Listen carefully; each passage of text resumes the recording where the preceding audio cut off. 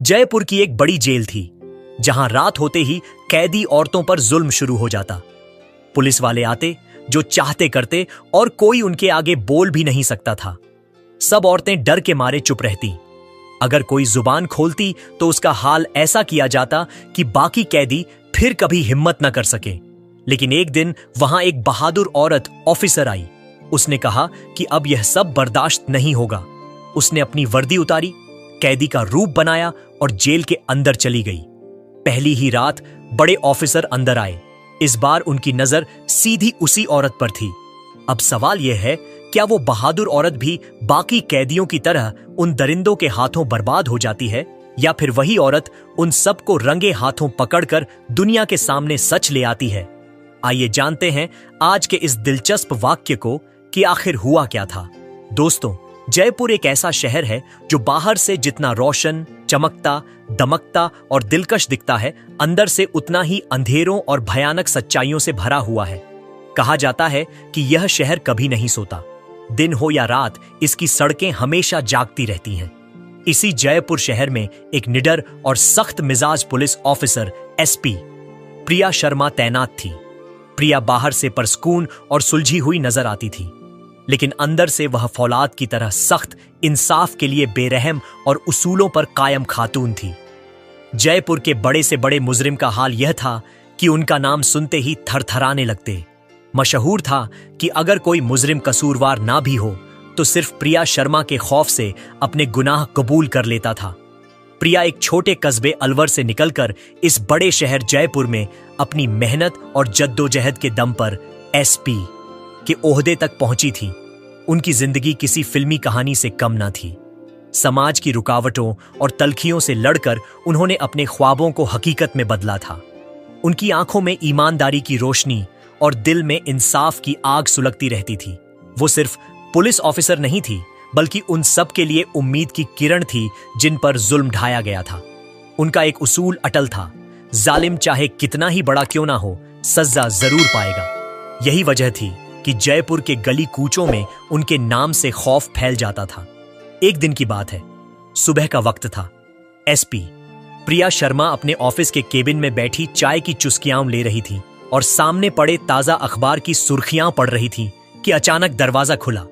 अंदर आया एक हल्की सी घबराहट में डूबा हुआ जेल का मुलाजिम शंकर, जो जयपुर महिला जेल में किचन असिस्टेंट और सफाई के काम पर मामूर था।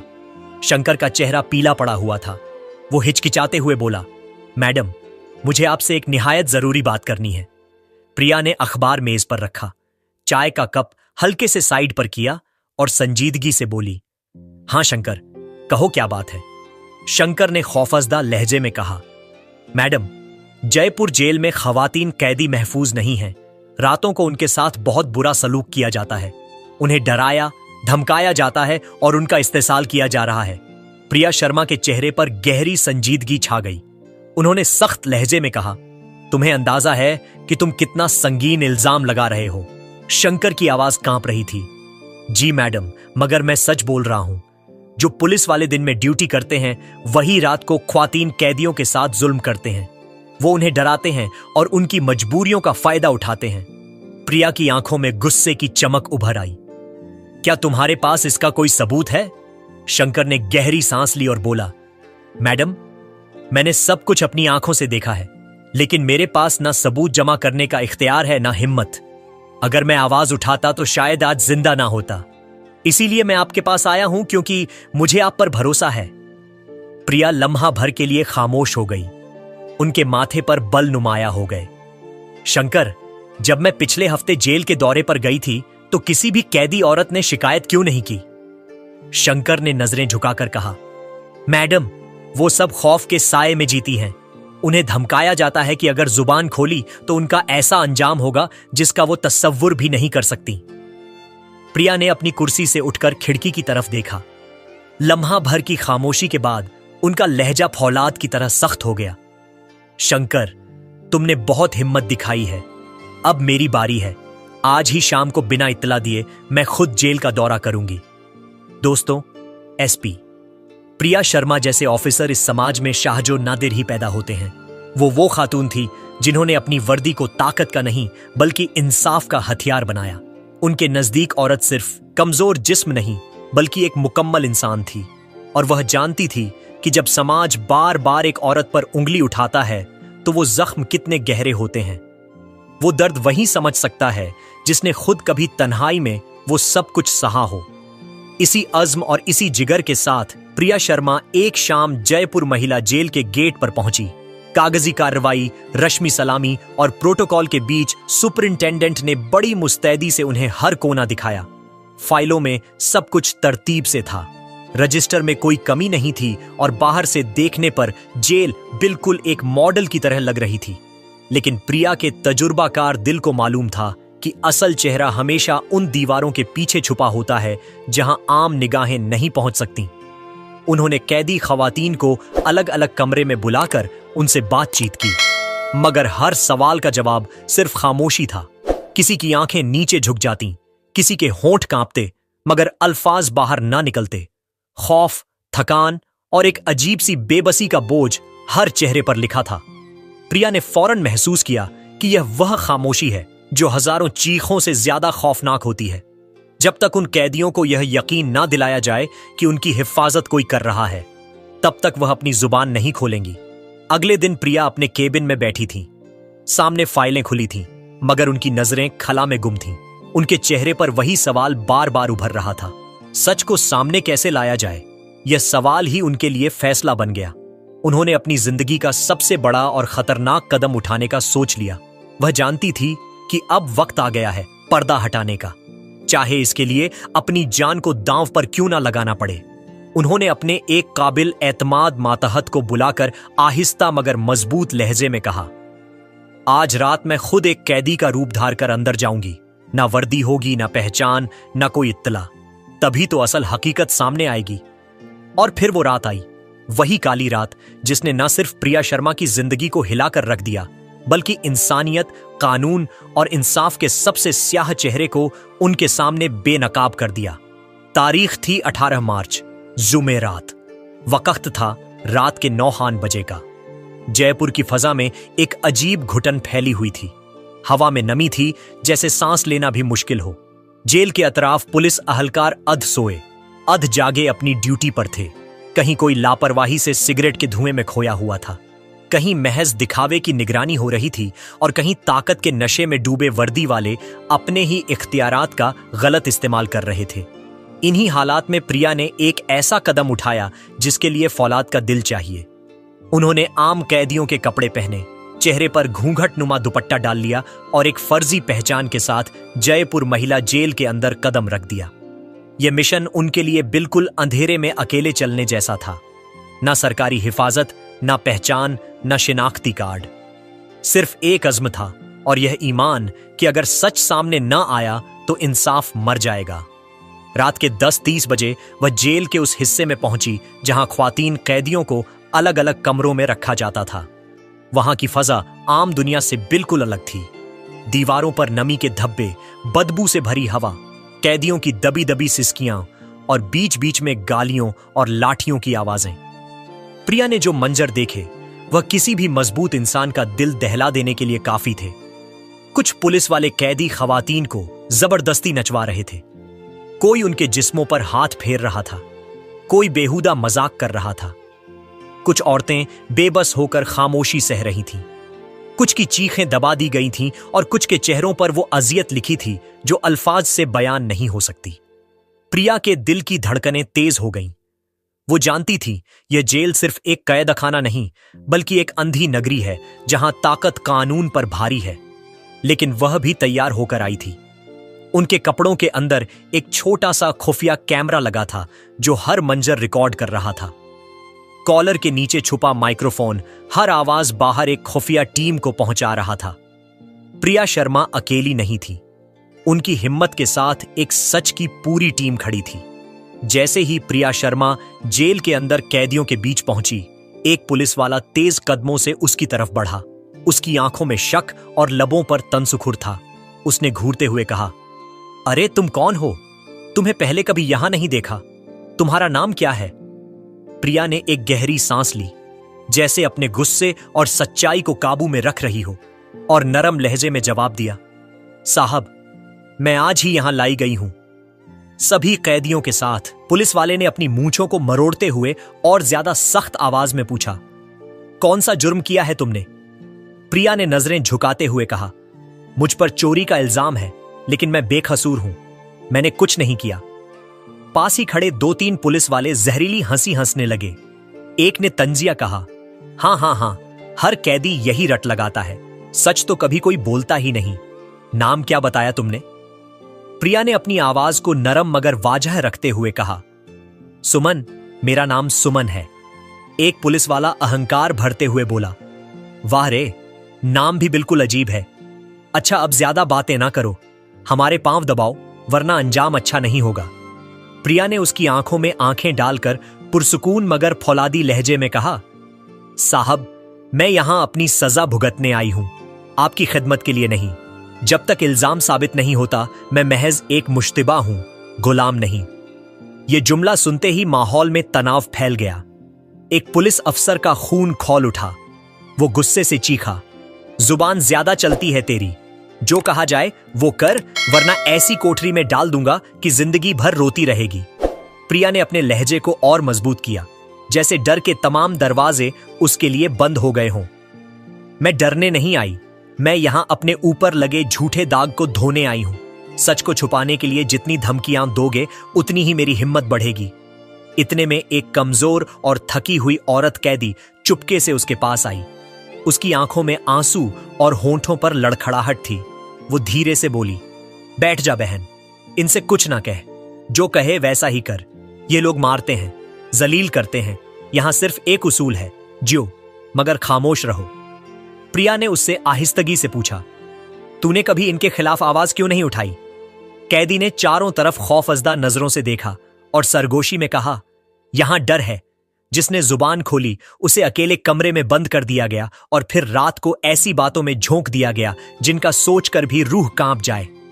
उसी लम्हे एक पुलिस अफसर ने आगे बढ़कर प्रिया का बाजू पकड़ा और सख्त लहजे में कहा, बस बहुत हो गया, अब तुझे ऐसे कमरे में ले चलता हूं जहां तेरा सारा गुरूर खाक में मिल जाएगा। प्रिया जानती थी कि अब खेल असल तौर पर शुरू हो रहा है। वो खामोशी से उनके साथ चली गई। उन्हें एक तारीख कमरे में धकेल दिया गया जहां सिर्फ 2 पुलिस वाले और वो थी। दरवाजा अंदर से बंद कर दिया गया। एक अफसर ने करखत आवाज में कहा, अब बता, तू असल में कौन है? इतना शोर क्यों मचाती है?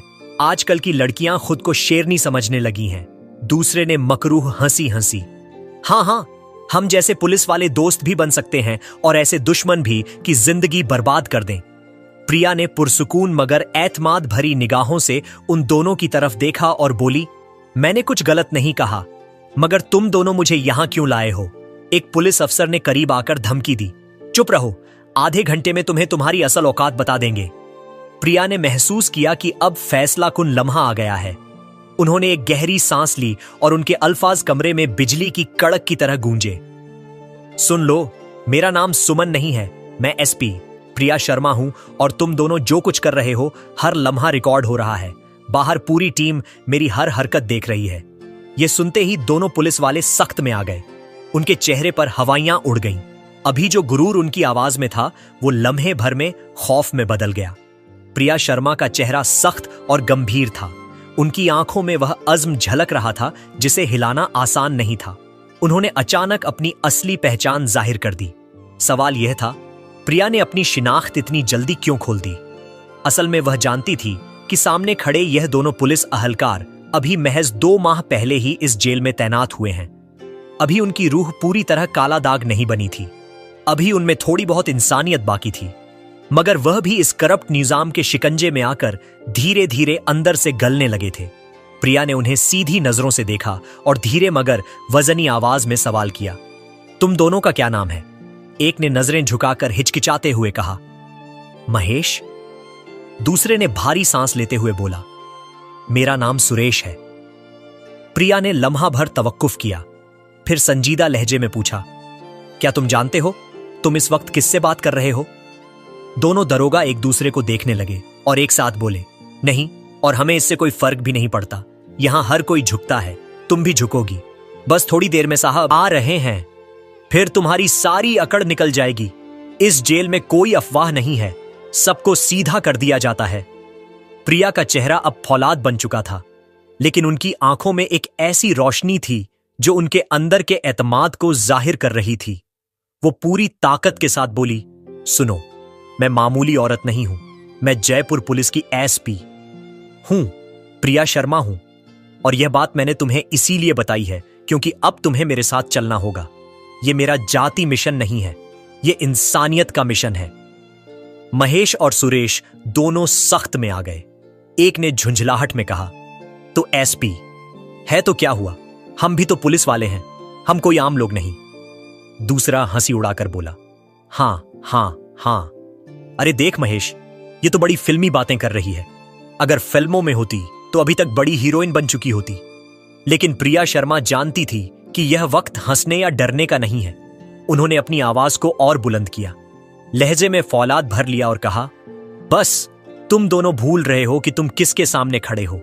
यह मेरा आखिरी इंतबाह है। अपनी हद में रहो, वरना याद रखो नौकरी तो खो ही दोगे, लेकिन इस जेल में इन्हीं औरतों के साथ खड़े मिले होंगे जिन्हें तुमने सताया है, और वो दिन तुम्हारा सबसे बुरा दिन होगा। ये अल्फाज बिजली की कड़क की तरह कमरे में गूंजे। दोनों दरोगा के चेहरे पर पहली बार खौफ के आसार नजर आए। उनके कदम डगमगाने लगे, सांसें भारी हो गईं। उन्हें एहसास हो गया कि सामने खड़ी यह औरत कोई कमजोर कैदी नहीं, बल्कि वह ताकत है जिसे दबाना नामुमकिन है। प्रिया ने पुरसुकून मगर कातिल एतमाद के साथ अपनी जेब से एक शिनाख्ती पास निकाला। पास पर उनका नाम, ओहदा और पूरी सर्विस की तफसीलात दर्ज थी। जैसे ही महेश और सुरेश ने वह देखा, वो फौरन घुटने टेक कर उनके कदमों में गिर गए। दोनों एक साथ बोले, मैडम, हमें माफ कर दीजिए, हमने आपको पहचाना नहीं, हमसे भारी गलती हो गई। ऐसी शख्सियत हमने अपनी जिंदगी में कभी नहीं देखी। प्रिया ने एक गहरी सांस ली और धीरे से कहा, मैं तुम्हें माफ कर सकती हूं, मगर एक शर्त पर। तुम्हें सच का साथ देना होगा। अगर तुम मेरा साथ दोगे तो तुम बच सकते हो, वरना तुम भी इन्हीं दरिंदों की सफ में खड़े हो जाओगे जिन्हें मैं कभी नहीं छोड़ूंगी। महेश और सुरेश फौरन सर झुकाकर बोले, जी मैडम, हम आपके साथ हैं, आप जो कहेंगी हम वही करेंगे। प्रिया ने उन दोनों की आंखों में झांका, जैसे परख रही हो कि यह झूठ तो नहीं बोल रहे। फिर धीरे से कहा, तो फिर सच बताओ, हर रात जब यह जेल अंधेरे में डूब जाती है, दरवाजे बंद हो जाते हैं, तो इन बेबस औरतों के साथ क्या होता है? कमरे में एक लम्हे को खामोशी छा गई। फिर दोनों ने भारी दिल से वो राज खोलना शुरू किया जिसने पूरे निजाम का भयानक चेहरा बेनकाब कर देना था। महेश और सुरेश एक दूसरे को देखते हुए चंद लम्हे खामोश खड़े रहे। उनके चेहरों पर खौफ और पसीने की मिलीजुली लकीरें उभर रही थीं। फिर जैसे बंद लबों से झड़ टपका हो, उन्होंने एक एक करके वह सब कुछ उगल दिया जो प्रिया ने सुनने की तवक्को भी नहीं की थी। रात के अंधेरे में किस तरह औरतों को उनकी कोठरियों से निकाला जाता है, किस तरह वर्दी पहनने वाले ही मुहाफिज नहीं बल्कि दरिंदे बन जाते हैं, किस तरह जिस्मानी और जहनी इस्तेहसाल के वह मंजर होते हैं जिन्हें बयान करते हुए भी रूह कांप उठे, और किस तरह यह सब आला अफसरों की मिली भगत से छुपाया जाता है। फाइलों में झूठी रिपोर्टें भरकर सब कुछ दबा दिया जाता है। प्रिया शर्मा का चेहरा गुस्से से सुर्ख हो गया। उनकी आंखों में वह आग भड़कने लगी जिससे बड़े बड़े जुर्म पेशा कांप जाते थे। अब उन्हें यकीन हो गया कि शामो जेल का किचन असिस्टेंट ने जो बताया था वह कोई अफवाह नहीं बल्कि नंगी सच्चाई है। उन्होंने जेब से एक छोटा सा वीडियो कैमरा और माइक निकाला और दोनों दरोगाओं की तरफ बढ़ाते हुए फौलादी लहजे में कहा, यह अपने पास रखो, आज से हर पल हर लम्हा रिकॉर्ड होगा। जो कुछ भी यह अंधेर नगरी में होता है वह सब दुनिया के सामने लाना है। महेश और सुरेश हिचकिचाए, उनके हाथ लरज गए, लेकिन प्रिया ने उनकी आंखों में झांक कर एतमाद भरा। डरने की जरूरत नहीं, तुम दोनों नए हो, तुम्हारा दामन अभी साफ है। अगर आज तुम सच का साथ दोगे तो कल तुम्हारा जमीर तुम्हें सलाम करेगा। दोनों ने हैरानी से पूछा, मैडम, आपने हमें इतनी बारीकी से कैसे पहचाना? प्रिया हल्की मुस्कुराहट के साथ बोली, जब भी मैं किसी मिशन पर आती हूं, दुश्मन के साथ साथ अपने साथियों की भी पूरी खबर रखती हूं। तुम्हारे नाम, पहचान, यहां तक कि तुम्हारे घर वालों तक की तफसील मेरे पास है। अब महेश और सुरेश पूरी तरह प्रिया के साथ थे। वो कैमरा और माइक लेकर जेल के उन स्याह हिस्सों में पहुंचे जहां रात डूबते ही इंसानियत को नोचा जाता था। उन्होंने सब कुछ कैद कर लिया। कैदी औरतों की दबी चीखें, दरिंदा सिफत वर्दी वालों की हंसी, उनके बेहुदा मुकालमे और वो जुल्म जो बरसों से छुपा हुआ था। सुबह होने से पहले प्रिया खामोशी के साथ जेल से बाहर निकल आई। किसी को कानों कान खबर ना हुई। अगली सुबह हेडक्वार्टर के कॉन्फ्रेंस हॉल में जब उन्होंने वो वीडियो सबूत पेश किए तो पूरे महकमे में सन्नाटा छा गया। बड़े से बड़ा अफसर सख्त में आ गया। फौरन एक स्पेशल टीम बनी। रात के अंधेरे में जुल्म करने वाले वर्दीपोश उसी दिन रंगे हाथों पकड़े गए। उनकी वर्दी उतरवा दी गई, नौकरियां खत्म कर दी गईं और दर्जनों मुकदमे दर्ज कर लिए गए। प्रिया शर्मा का यह कदम पूरे जयपुर पुलिस डिपार्टमेंट में गूंज उठा। वो एक मिसाल बन गई कि अगर इरादा पक्का हो तो सबसे ताकतवर निजाम को भी हिलाकर रख दिया जा सकता है। कैदी औरतें दौड़ती हुई आईं, उनके कदमों में गिर गईं, आंखों में आंसू और लबों पर शुक्रिया। मैडम, आपने हमें जहन्नुम से निकाला है। हम बरसों से चीखते रहे, कोई नहीं सुन रहा था, लेकिन आज हमें इंसाफ मिला। उसी लम्हे एक आला अफसर भी आगे बढ़ा। उसने प्रिया के सामने झुककर कहा, मैडम, आपने वो कर दिखाया जो आज तक कोई नहीं कर सका। दोस्तों, आपको यह कहानी कैसी लगी है? उम्मीद करते हैं कि अच्छी लगी होगी। अगर अच्छी लगी हो तो प्लीज हमारे चैनल स्टोरी दर्पण को सब्सक्राइब करें और वीडियो को एक लाइक जरूर करें, जिससे हमारा हौसला और भी बढ़ता रहे। धन्यवाद।